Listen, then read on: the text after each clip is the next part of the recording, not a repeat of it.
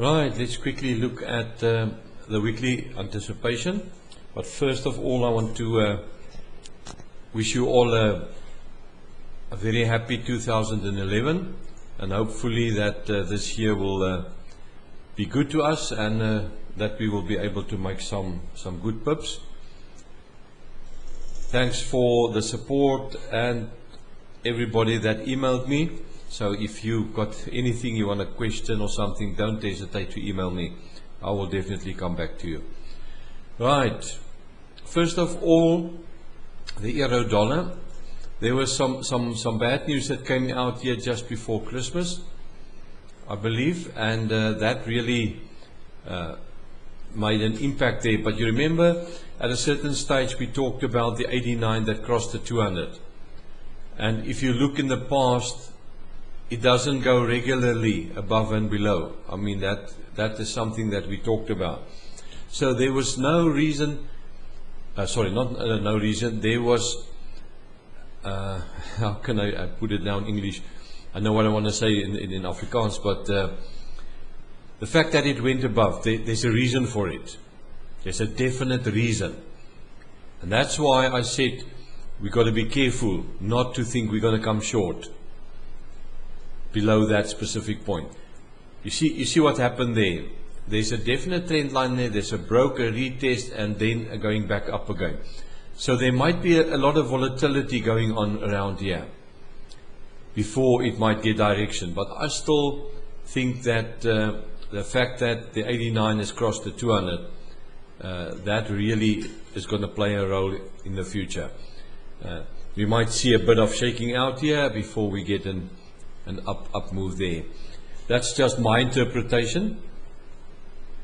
I also then, according to this, I would say that even the stock market, we're going to see some moves early in January when the big guys start trading.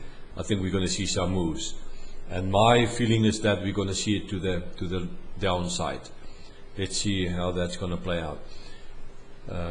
British pound also, I've shifted that trend line a little bit. You remember, I think I had it through there, somewhere around there. Yeah, from that point, I can't remember really where I had it now. But to me, I think that is more representative of that specific support lines there. Although I would still want another one somewhere around here. Also, the 89 above the 200, also a pullback to that specific 200 level there. If you look at the euro, down to the 200, British pound, down to the 200. So also maybe some volatility here. I'm anticipating a retest of this, unless the news was really that bad, so that we're going to see a breakout of that trend line and then a move back upwards. So that is where I would say I would like to get involved in this British pound. It's above the 89, above the 365, in that area there. Swissie is running south very strongly. Also, the 89 came below the 200. So even there, it tells us there's something coming. It went even below that low, so maybe a pullback a little bit before starting to come down. US dollar, Japanese yen. Also, you can see that it was on a nice move, and all of a sudden, it just turned around. The 89 is crossed, way down there. In this case, I would say a retest maybe of this breakout here. A retest somewhere around there. It's possible. Aussie dollar on an up move, also towards that top trend line there, so we might even see something testing that top trend line there. You can see it's not very huge candles, the same like over there, so there's definite unity in terms of the motion up there. Right, a retest here and before a move up is also a possibility, so don't let that out of your mind. So if it starts moving down here, there's some opportunities below the 21 down to this trend line. Euro Japanese yen, remember sorry, at a certain stage we mark below that point and say when the price gets below that, that's the area that I will be trading, and that's about 180 pips that it actually allowed for trading there. So there were some opportunities right over there. Let me just zoom out a little bit. Once again, also